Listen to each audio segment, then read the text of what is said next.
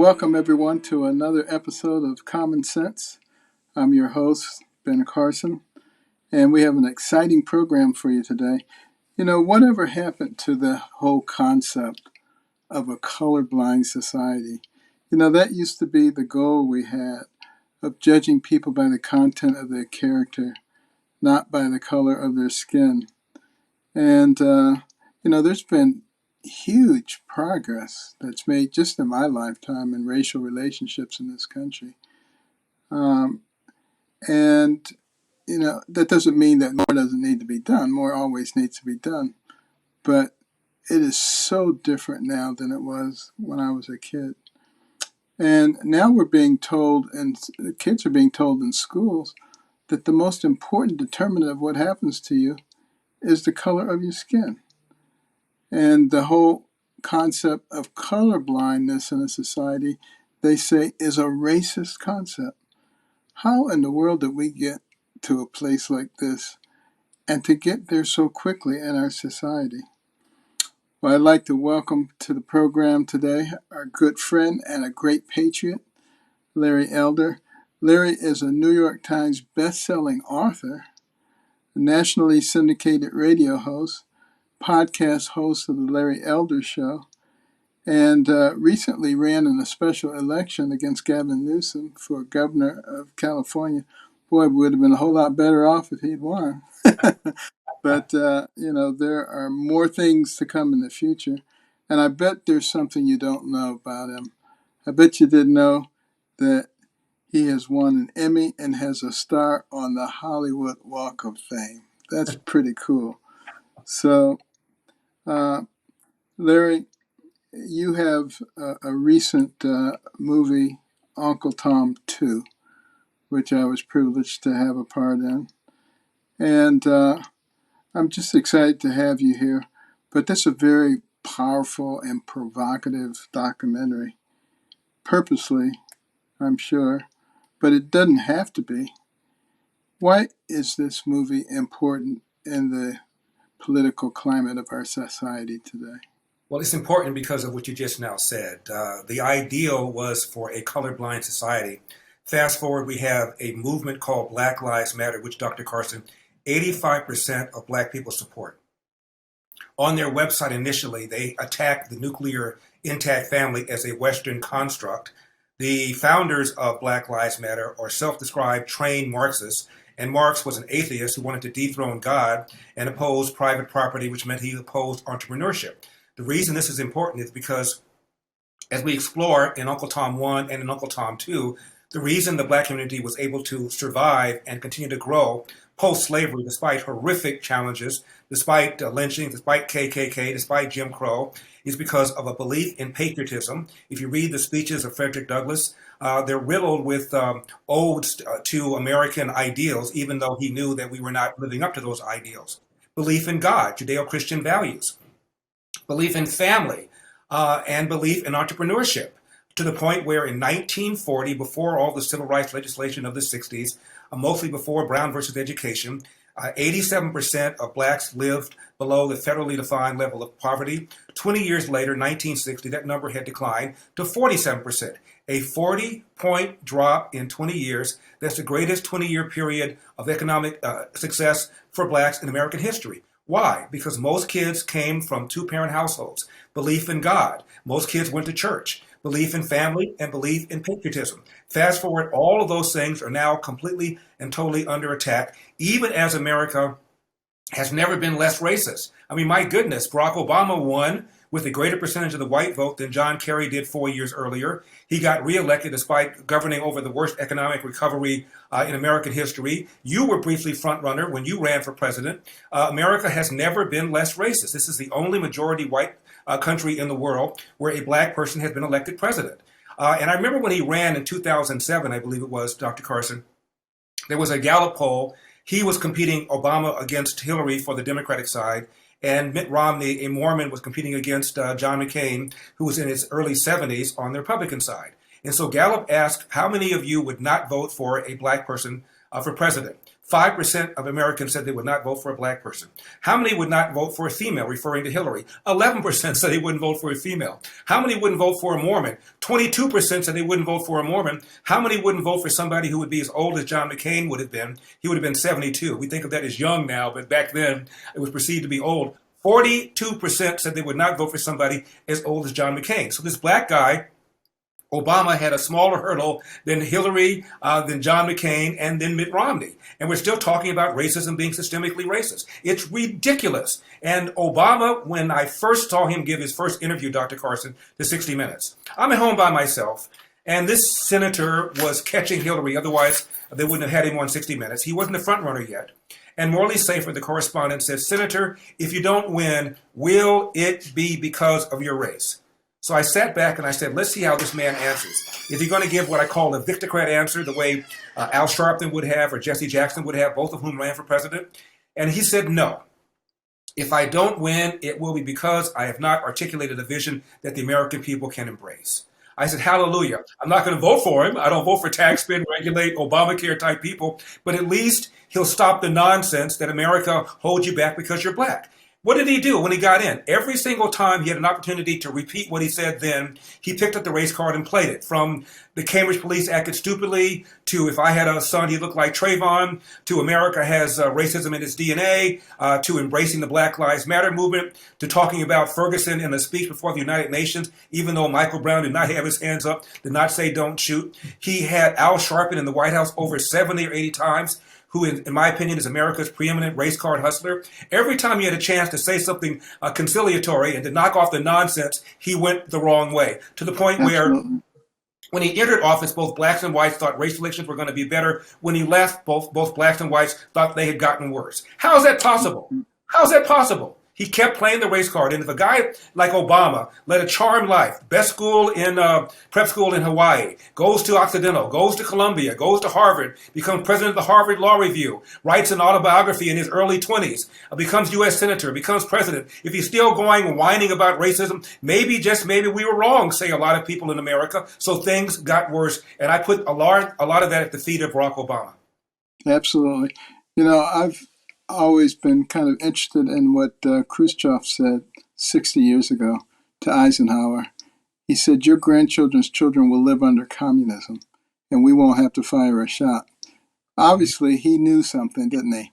And he knew that all they had to do was gain control of the educational system so they could indoctrinate our kids, gain control of the media so they could spoon feed us only what they wanted us to know, replace faith in God with faith in government, and raise the national debt to astronomical levels so you could justify massive taxation, redistribution of wealth, and complete dependence on the government. It seems like he was an orb. I mean, he obviously pegged it. You know about that. You saw the movie, that clip we have, the KGB defector, Yuri Asminov.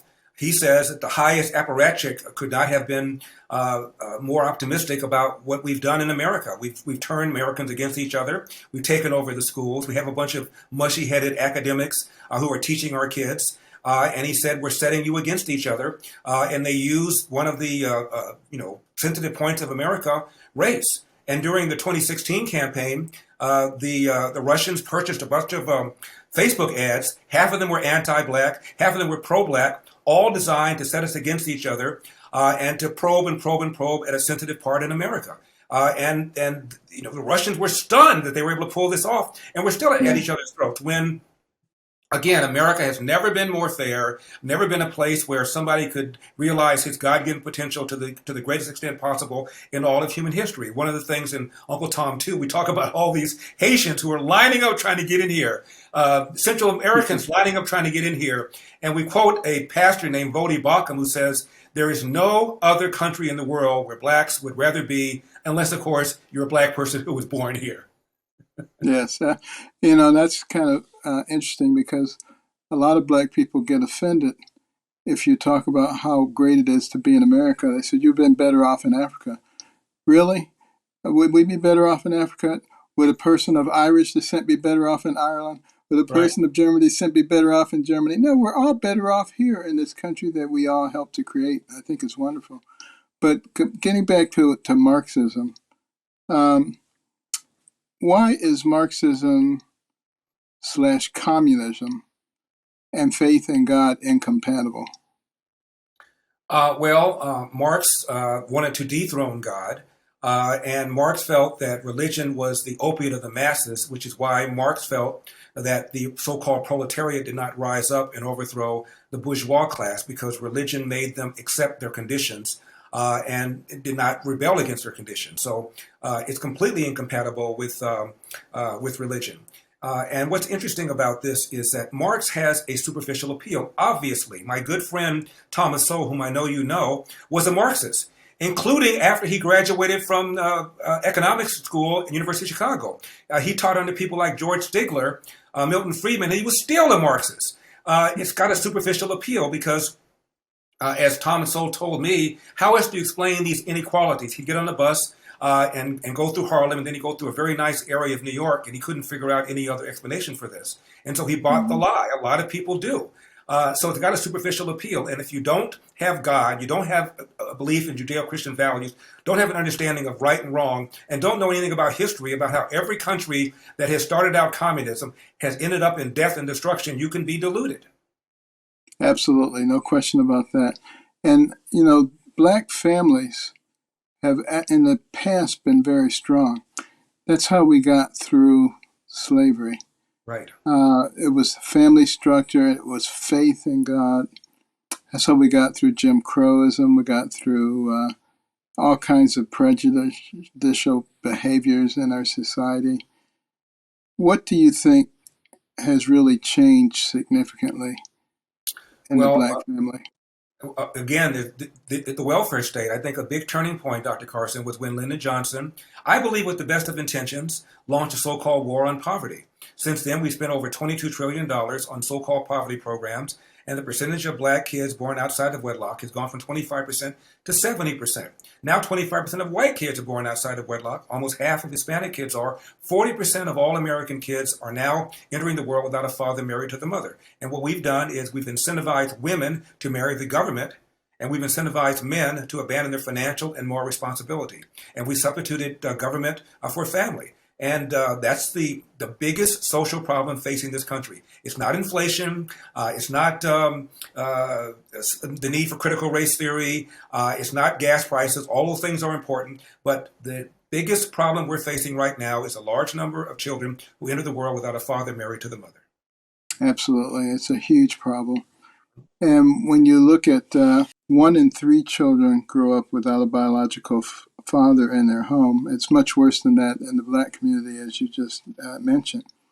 But kids that grew up without a father are 20 times more likely to have behavioral disorder, 5 times more likely to commit suicide, 32 times more likely to run away, 10 times more likely to abuse a chemical substance, 20 times more likely to end up in prison.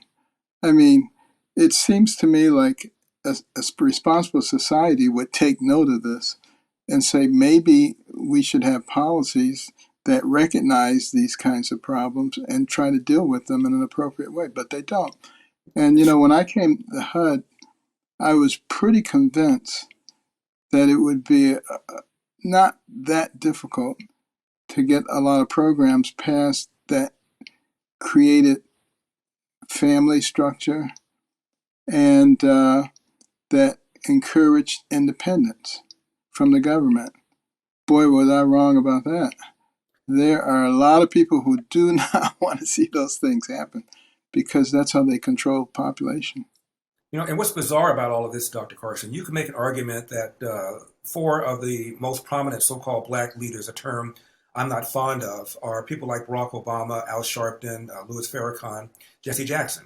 Barack Obama's first book was called Dreams from My Father, where he talked about the angst that he felt because he grew up without his biological father. The last time he saw his biological father, he was 10 years old, and he was in deep, deep pain about that all his life. Al Sharpton had a nice middle-class life until his father ran off with another woman, and down to the hood he went. Jesse Jackson's mother was a teenage mother who was impregnated by the married man who lived next door. And Jesse Jackson grew up in South Carolina when that sort of thing was unusual, and he was taunted, Jesse ain't got no daddy, Jesse ain't got no daddy. Farrakhan's mother was estranged from her husband. She had a boyfriend but briefly took back up with the husband and got pregnant with Louis Farrakhan and tried to abort him with a coat hanger. My point is, these are four of the most prominent so-called black leaders in America. Do they talk about the importance of father? I know Farrakhan has to an extent with the Million Man March, but most of them don't. Their game for most of them is systemic racism. Oh, and by the way, systemic racism. When they're ignoring the 800-pound elephant in the room, which is a large number of black kids who enter the world without a father married to the mother. Absolutely. And obviously, I grew up largely without a father, but I had an exceptional mother. She just was way off the end of the bell curve in terms of wanting to make sure that we succeeded. And she was always talking about what kind of father we should be when we grow up. And she was always pointing to different people and saying, no, that's not your example. That's not what you want to be. But when she found somebody who was really good, she tried to make sure that we had some time to spend with those individuals. And, that made a real impression on me. And, I was extraordinarily busy as a neurosurgeon and would not have had a whole lot of time for my kids if my mother hadn't made that impression on me. Right. But I was traveling a lot. I was giving talks all over the world. I always made it a condition that my family go with me. So the kids all had frequent flyer cards on every airline. They traveled all over the world. And they knew who I was. And, we had a chance to really bond and become a close family because of that. And I think that made a big difference. They've all turned out to be, exceptional young men and fathers. They're all married. They all have children and are raising them that same way, too. And that's why the whole family structure is so important. And, the other thing that's so important, I think, is people cooperating with others. Another statistic that I found very interesting, this was given to me by Cal Ripken. He said 90% of CEOs played team sports. 90% of prison inmates didn't. Interesting. I know about your life, and it's an extraordinary, inspiring story. What it shows you is that if you were raised without a father, it is certainly not a death sentence. You had a responsible mom in your house. My father did not. My father never knew his biological father.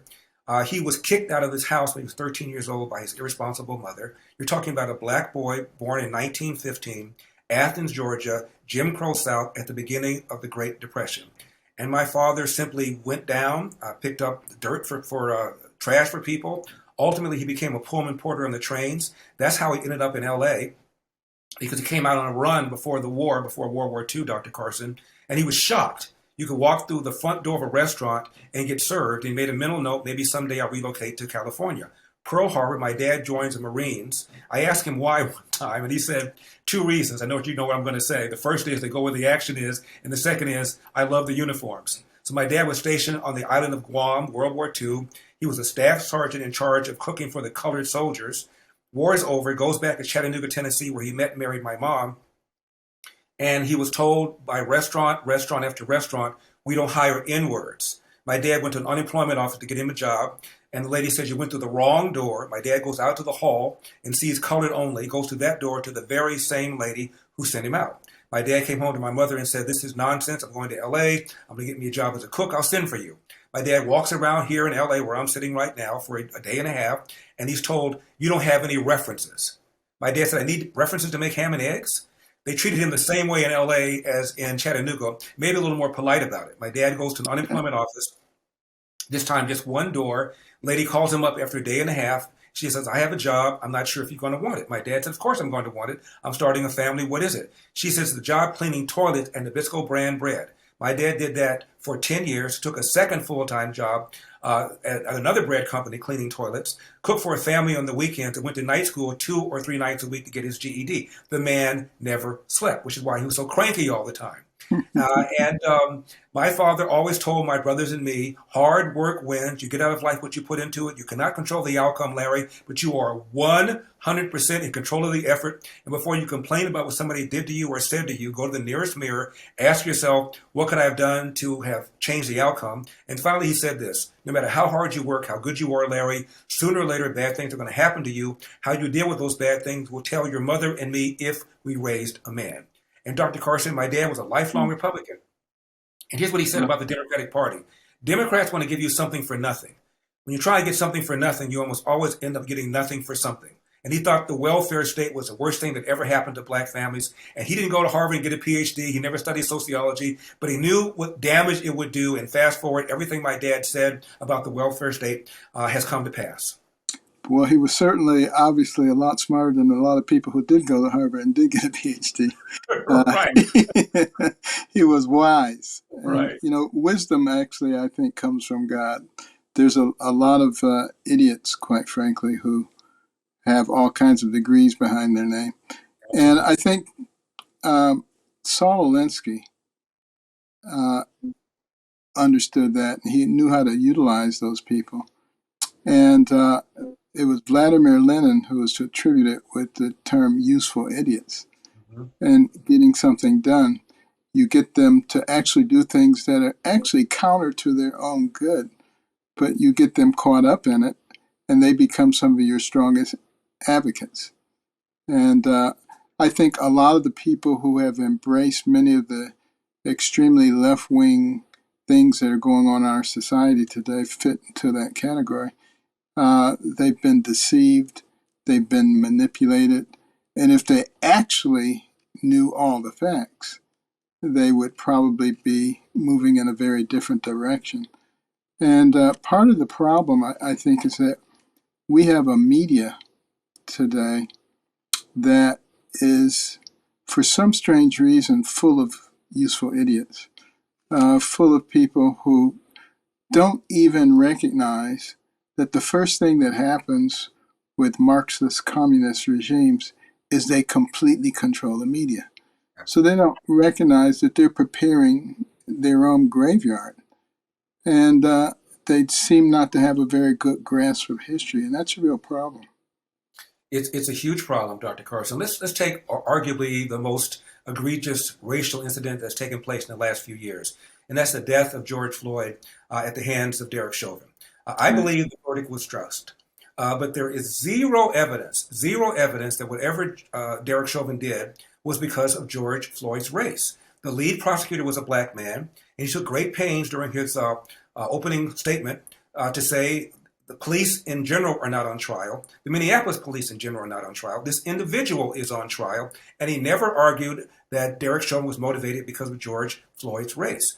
And there were four people that were involved. Two of them were white, including Derek Chauvin. One of them was Hmong, H-M-O-G. The other one had a father who was from Africa. I think he was from Nigeria. But we had 4 months of protests in the streets where there was at least $2 billion worth of damage, at least 25 people were killed, and at least 2,000 police officers were injured, all because of this assumption that George Floyd's death had something to do with his race, when there's zero evidence of that. And just a few days ago, there were 3 white Arkansas police officers who beat the crap out of this white suspect, kneed him, kicked him, punched him. And it was viewed millions of times on social media, but it was a one-day story on the national media. Why? Because the individual who was beaten happened to be white, and it did not fit the script. Even though the police kill twice as many unarmed whites every year as they kill unarmed blacks, they kill twice as many whites as they kill blacks, but the media couldn't care less when that happens, to the point where you have this complete, total misunderstanding of what's really going on. There's a magazine called policemag.com. They talked about, Dr. Carson, a survey of people that self-describe as very liberal and people who self-describe as liberal. And they were asked, how many unarmed black men did the police kill in 2019? And half of the self-described very liberal thought they killed 1,000. 8% thought they killed 10,000. And the regular old liberals, 39% thought the police killed 1,000 unarmed black men in 2019, and 5% thought they killed 10,000. The answer, according to the Washington Post database, was 12.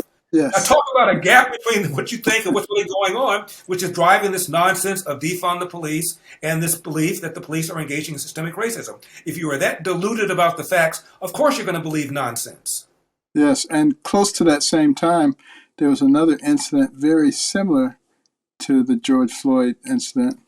Knee on the neck, face on the ground, saying, "I'm going to die." And he did die. All very, very little attention, because the victim was white. That's It right. didn't fit the narrative, so who cares? What a problem. And I have some good friends in Australia, and we talk to them, and they said, "What's going on? The police are killing all the black men." Because they're playing that stuff 24/7, making it seem like this is something that's going on all the time. They have it on a loop. Dr. Carson, I'm doing TV now, Epoch Times TV, but when I did radio, I had an antagonist named Gloria who used to call me all the time, a black female. Now, Larry, you keep talking about all these unarmed white men who get killed. I can't think of a single one. I said, Tony Timba, Yeah, Dallas. And she didn't know who he was. It's of on course YouTube. not. You can watch it yourself. And he was knelt on, just as you pointed out, and they were laughing, they were joking. He ended up dying. And here in And her they didn't own get city, charged. that's right, the police were not charged. In her own city, she was completely unaware of this man. I mean, I tell you what. It's pretty amazing. Well, we're going to have to take a quick break. We'll be right back with more from Larry Elder.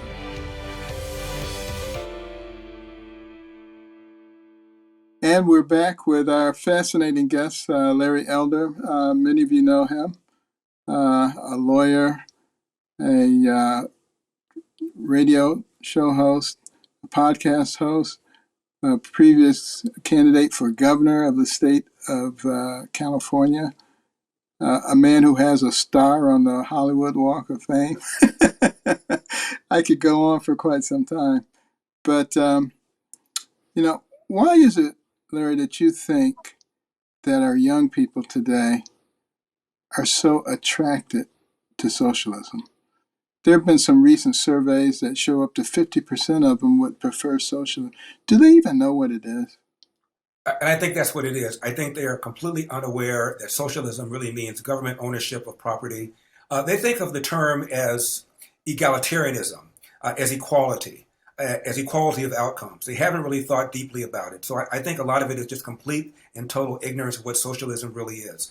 Thomas Sowell once said that socialism has a track record so abysmal, only a professor of college could support it.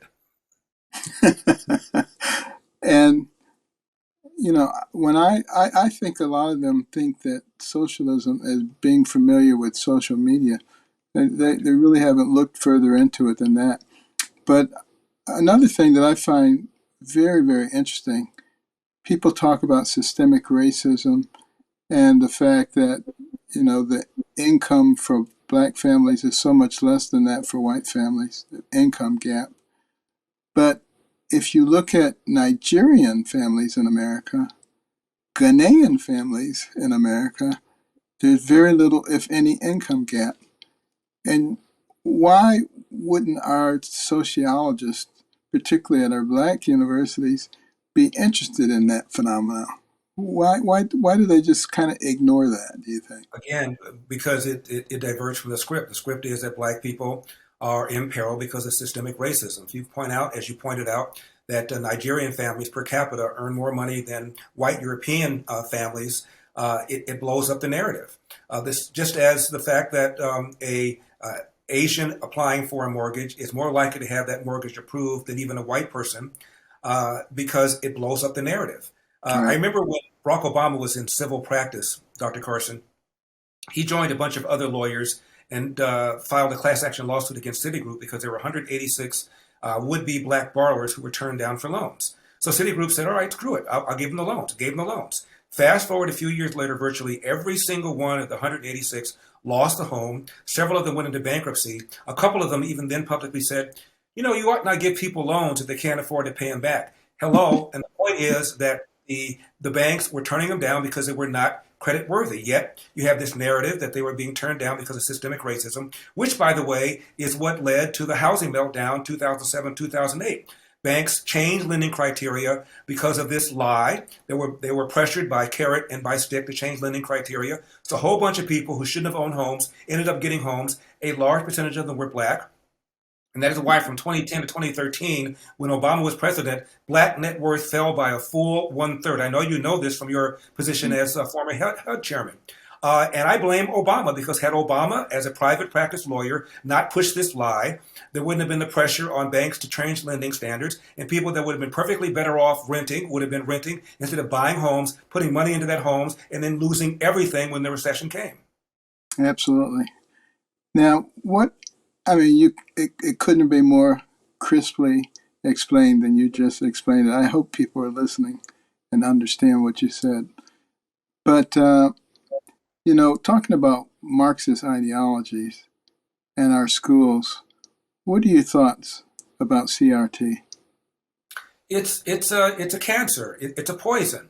I've often said, Dr. Carson, that whoever said compound interest is the greatest force in the universe never encountered white guilt. A bunch of white people are pushing this or either buying it. I've seen a speech by Ibram X. Kendi, the anti-racist, and all these white people were sitting there listening to his nonsense, nodding and nodding and nodding because of this huge amount of white guilt. It's nonsense. It's teaching little black boys that they're eternal victims and little white boys and girls that they're eternal oppressors. Nothing could be further from the truth. To tell somebody that they are handicapped because of their race, because of their gender, because of their religion in America is an absolute atrocity, and so many of our educators are guilty of this.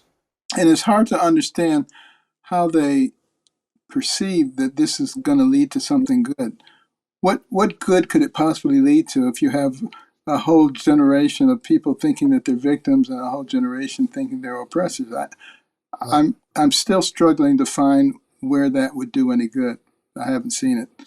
But, along that same line, you probably heard recently the Minneapolis Public School Union has in their contract, we will lay off white teachers regardless of seniority before people of color. Regardless of quality. Regardless of Exactly. quality. I mean, Honestly, and 85% of black eighth graders right now in America cannot read or do math at grade proficiency levels. And we're going to lay off teachers, potentially the best teachers, because they happen to be white. And the implication, of course, is that I can't learn math. I can't learn geography. I can't learn history if my teacher is a teacher of a different color. Then how did I survive? I didn't have a black teacher until I was in the 7th grade. All my teachers were white. Half of my classmates until middle school were white. And somehow, some way, I learned how to read, write at a proficiency that were above grade level. I don't know how I did that because I had white teachers. well, what the left proposes is that you don't pay attention to what you see or what you hear or what your heart tells you. Just listen to them. They will tell you the truth. It's just like, it was funny. I was looking at something on the news the other day, and the question was asked about the tennis player, Djokovic, who is not immunized and therefore can't play in the U.S. Open. But we have all these people coming across the southern border. And the press secretary said, well, they're not actually coming across the border. I mean, could she possibly be that ignorant? But, it goes back to their narrative. Don't believe your eyes and your ears and your heart. Just listen to us. We'll tell you what you're supposed to believe. And there's some people, unfortunately, who are simple enough to take that. And they've swallowed it hook, line, and sinker. And it's a real problem in our society today. And I think part of it, Dr. Carson, is that freedom is scary. If you're really free and life is a series of decisions or acts of omission or commission, and you're not where you want to go, you're not where you want to be, that means it's on you. Far easier to blame something else, systemic racism, enduring racism, foundational racism, which is a term that Beto O'Rourke used. A lot of people feel a great deal of comfort if they can point to somebody else and say, that's the bad guy. This is why I don't have what I want. Yeah. Now, I want to ask you your thoughts on Saul Alinsky.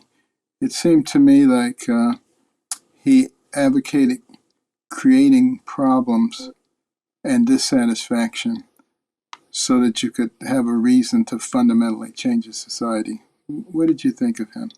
That's exactly what he advocated in his book, Rules for Radicals, which we talk about in Uncle Tom too a great deal. And the whole idea is to create a boogeyman, create a villain, so that the institutions of America are undermined. And he's done a great deal of damage along those lines. Take a look at what happened recently at that amusement park called Sesame Place in Philadelphia. I had never heard of it until I read the story about the Rosita Muppets character allegedly ignoring little black girls and little black boys. And all of a sudden, there were a whole bunch of videos where this character apparently were high-fiving the white kids and not high-fiving the black kids. By the way, we have no idea the race of the individual who's inside that costume. For all we know, it might have been a black person. But even if it's true that this character was ignoring little black kids, do you go to World War III on that? Or do you tell your black kid that every now and then there's going to be some jerk, but don't assume that these jerks rule the world? How you respond to this is entirely up to you and entirely up to the parents. But in comes Jesse Jackson. He writes a letter to Sesame Place demanding that they put a black person on the board of directors, demanding that they all undergo sensitivity training, and demanding that they patronize black subcontractors. He didn't say one word about the Baltimore family that filed the class action lawsuit from a town where 13 public high schools in Baltimore have kids that are zero proficient in math. Another half a dozen high schools in Baltimore where only 1% are. That's half of the high schools in Baltimore where either the kids are 0% proficient in math or only 1%. And Jesse Jackson did not say one word about Philadelphia, where Sesame Place is, on track for more homicides than any year in their history, and almost all of those who are killed are black people. No letter about that. But you let some little girl get dissed by Rosita, and out comes Jesse Jackson. That's the kind of thing that Saul Alinsky would be doing high fives over. Thank you. Yeah. It's true. Well, I will say for one of the members of the left, Ben Crump, he has come out against the Baltimore school system and these people who are robbing the black kids of an education and a chance to be successful. So I will give him credit for that. And I encourage people to really begin to look at the issues. Don't look at party affiliation. Look at the issues and what are the impacts of the policies that are being advocated by various people. And make sure you inform yourself of what those are. Because, most people, when they go into the voting booth, they're just looking for a name that looks familiar. It could be Satan. They don't care. I know that name. Yep, that's the one I'm voting for. And in many cases, it is Satan. And people have got to inform themselves. Because what we're talking about in elections that are coming up are people who love America, who love our system and appreciate it, who understand and love our Constitution, and people who want to fundamentally change us into something else, into a model that has never worked anywhere else. So when you're voting for what kind of society is your child or your grandchild going to grow up in. And if you're not willing to invest some time and effort into seeing whose policies are more likely to be helpful for the future of your progeny, then you're going to get what you deserve. And I think we can do better than that. Absolutely. We were talking about Baltimore, Dr. Carson. Freddie Gray died in police custody in that van a few years ago. At the time, the mayor was black. The number one and number two people running the police department were black. 3 of the 6 officers who were charged was black. A judge before whom 2 of the officers tried their cases and found them not guilty, by the way, was black. The state attorney who brought the charges was black. City council, all Democrat, majority black. The U.S. attorney at the time was black. Oh, and by the way, so was the president of the United States, Barack Obama, black. And I'm reminded of that joke that Wanda Sykes used to say, how are you going to complain about the man when you are the man? And still we're talking about systemic racism when blacks are running the system? Honestly, wake up! Absolutely. You are so right. And we'll be right back for a brief closing with Larry Adler, our wonderful guest. And we're back for our final segment with Larry Elder. Now, Larry, you've been called all kinds of names. The black face of white supremacy. Uncle Tom. I've had the same thing. I had Chelsea Handler said I was a white supremacist. Uh, you know, why? What keeps you fighting? You Well, could you could relax. You could go travel the world, just have fun and enjoy the rest of your life. Why do you do this?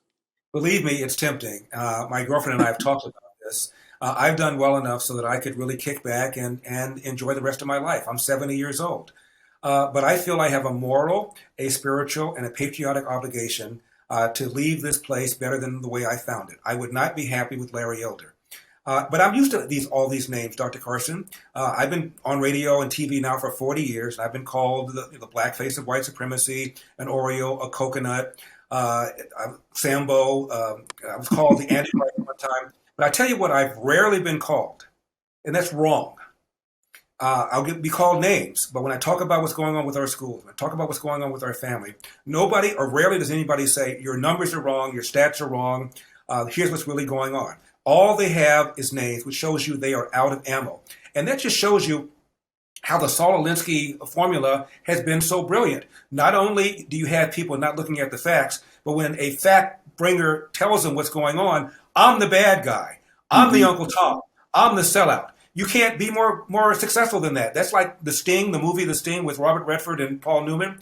The most successful con is when the con doesn't even know he's been conned and blames somebody else. And so they've conned black people into thinking that America is systemically racist. And when I, and other black conservatives come along and say, wait a minute, pick up your cards, play them to the best of your ability, and you can realize your God-given potential to a greater degree than you can in America anywhere else, we're the bad guys. That's how brilliant people like Saul Alinsky and Marx and Lenin have been. Absolutely. I have a next door neighbor in Florida, and he was born in the Cape Verde Islands. And he tells us the story of when he was a boy, every morning going down to the creek with a bucket. That's where they got their drinking water and all the water from. And today, uh, he moved to America when he was 10 or 11.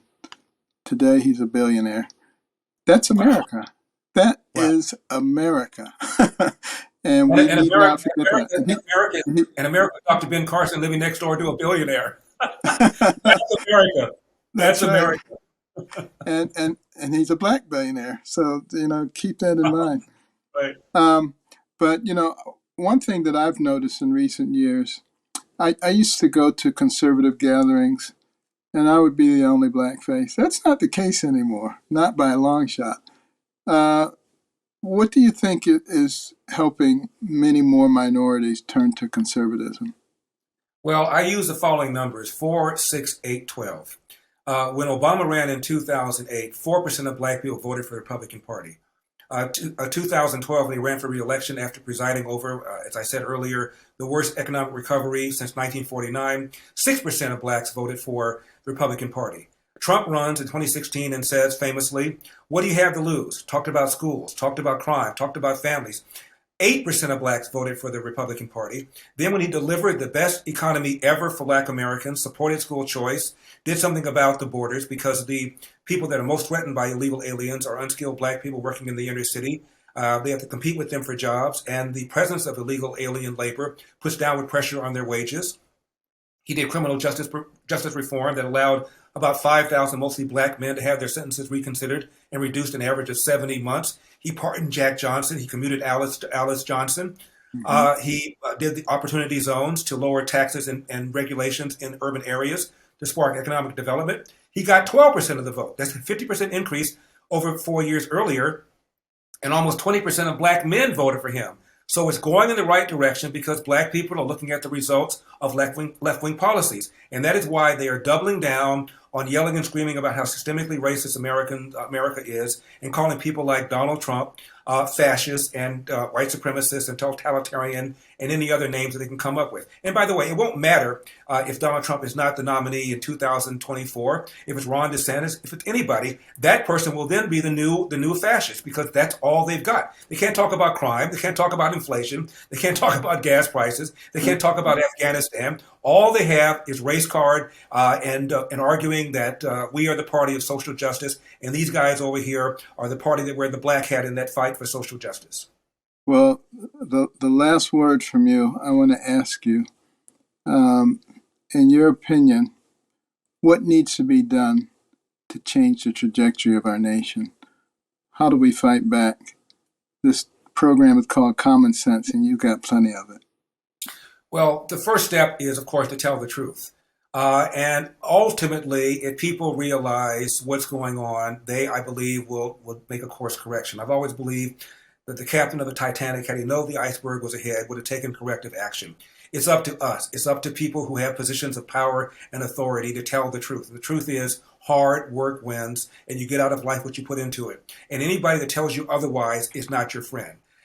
We need to recognize the media, Hollywood, academia, and big tech are all left-wing, are all given the wrong message. And hopefully, if we tell the truth and say it persuasively and convincingly, we'll wake up people one person at a time. Amen. Well, Larry, I just want to thank you so much, and not only for being on the program, but being willing to stay in the fray, to take the slings and arrows, recognizing that you could be living a life of luxury and fun. And God bless you. Well, Dr. Carson, thank you so much. I feel the same way about you. You are a role model. You've always been one of my heroes. And please go to UncleTom.com to watch Uncle Tom 1 for free and UncleTom.com to order Uncle Tom 2. Both of them are quite powerful. And I believe if enough people see those films, Dr. Carson, it can change the narrative about race relations in America. Amen. Thank you. Thank you.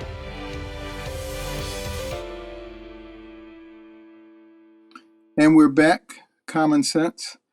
We want to thank Larry Elder for taking time out of his busy schedule to be with us today, talk about some very controversial topics.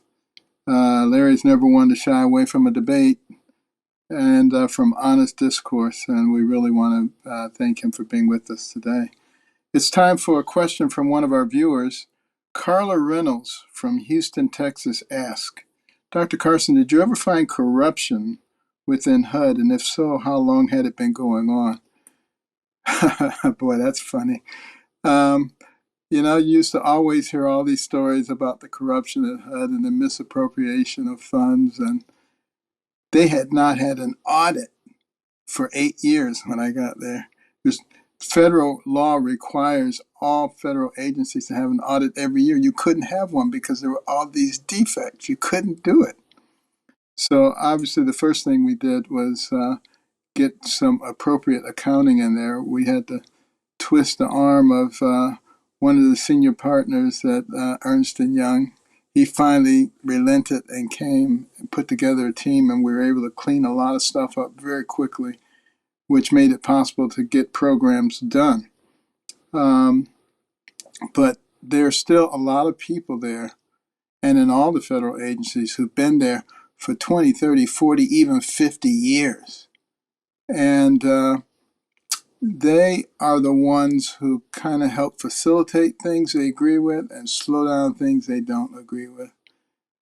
So no matter what kind of ideas you have, you, to some degree, are constrained by those individuals. And that's probably one of the good reasons that we should think about putting federal agencies in different areas of the country so that those career employees don't all come from the same place with the same political philosophy. I think that would make a big difference. It's something we need to be thinking about. And now, with your common sense prescription for this week, you heard us talking about Saul Alinsky.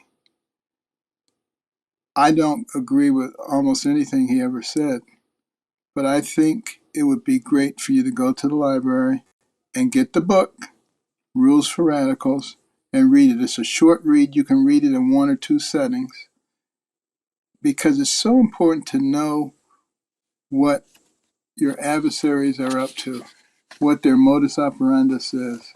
So that's your assignment for this week. And please subscribe for free, Apple Podcasts, Stitcher, Spotify, wherever you get your podcasts, so that you never miss an episode.